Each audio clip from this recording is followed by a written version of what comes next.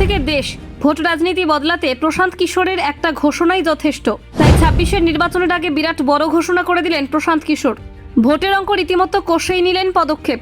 কি সিদ্ধান্ত নিলেন তিনি জানেন? হ্যাঁ, এবার বিধানসভা ভোটে নামছেন প্রশান্ত কিশোর। ভোট কুশলী থেকে প্রার্থী পিকের ঝড় উঠল পশ্চিমবঙ্গের পার্শ্ববর্তী রাজ্যের রাজনীতিতে। কাকে চ্যালেঞ্জ ছুড়লেন প্রশান্ত কিশোর?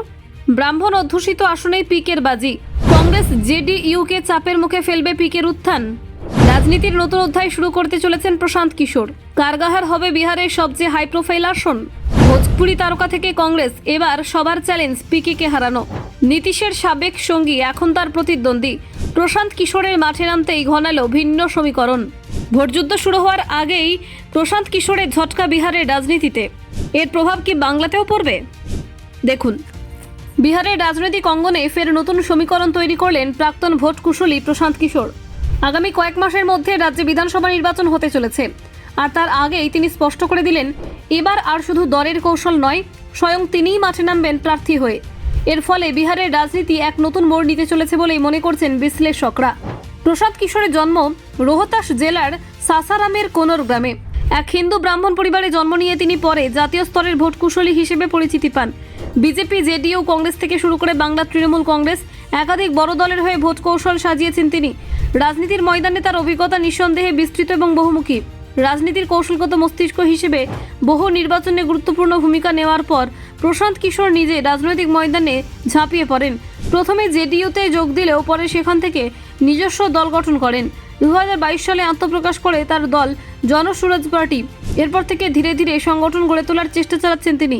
2025 সালের বিধানসভা নির্বাচনে পুরো দমে লড়াই করার প্রস্তুতি নিচ্ছেন জনসুরাজ পার্টি। দলের কর্মী থেকে শুরু করে সাধারণ মানুষ সবার কাছেই প্রশ্ন ছিল প্রশান্ত কিশোর নিজে প্রার্থী হবেন কিনা এবং হলে কোন আসন থেকে তিনি লড়াই করবেন। এই নিয়ে দীর্ঘদিন ধরে জল্পনা চলছিল বিহারের রাজনৈতিক মহলে। অবশেষে এক ডিজিটাল নিউজ চ্যানেলকে দেওয়া সাক্ষাৎকারে প্রশান্ত কিশোর নিজেই সেই জল্পনার অবসান ঘটালেন। তিনি ঘোষণা করলেন রোহতাস জেলার কারগাহার বিধানসভা আসন থেকেই তিনি প্রতিদ্বন্দ্বিতা করবেন। এই আসনকেই তিনি নিজের রাজনৈতিক সূচনার মঞ্চ হিসেবে নিলেন। তিনি বলেন মানুষের উচিত দুটি জায়গা থেকে প্রতিদ্বন্দ্বিতা করা, এক কর্মভূমি আর এক জন্মভূমি। তার ক্ষেত্রে জন্মভূমি কারগাহার, তাই এই আসন থেকে লড়াই করবেন তিনি। প্রশান্ত কিশোরের মতে নিজের জন্মভূমি থেকে নির্বাচনে লড়াই করা মানে মানুষের সঙ্গে প্রত্যক্ষ যোগাযোগ স্থাপন করা। কারগাহার আসনটি মূলত ব্রাহ্মণ অধ্যুষিত এলাকা, ফলে সামাজিক সমীকরণের দিক থেকেও এটি গুরুত্বপূর্ণ। 2020 সালে বিধানসভা নির্বাচনে কংগ্রেস প্রার্থী সন্তোষ মিশ্র এখান থেকে জয়ী হয়েছিলেন। জেডিইউর বশিষ্ঠ সিং ছিলেন দ্বিতীয় স্থানে। আর এবার নতুন লড়াইয়ের মঞ্চ তৈরি হচ্ছে। শোনা যাচ্ছে এই আসন থেকে দীনেশ রায় প্রার্থী হতে পারেন। অন্যদিকে ভোজপুরি গায়ক রিতেশ পান্ডেও এখানে লড়তে আগ্রহ প্রকাশ করেছেন। Bureau report, news prime Times.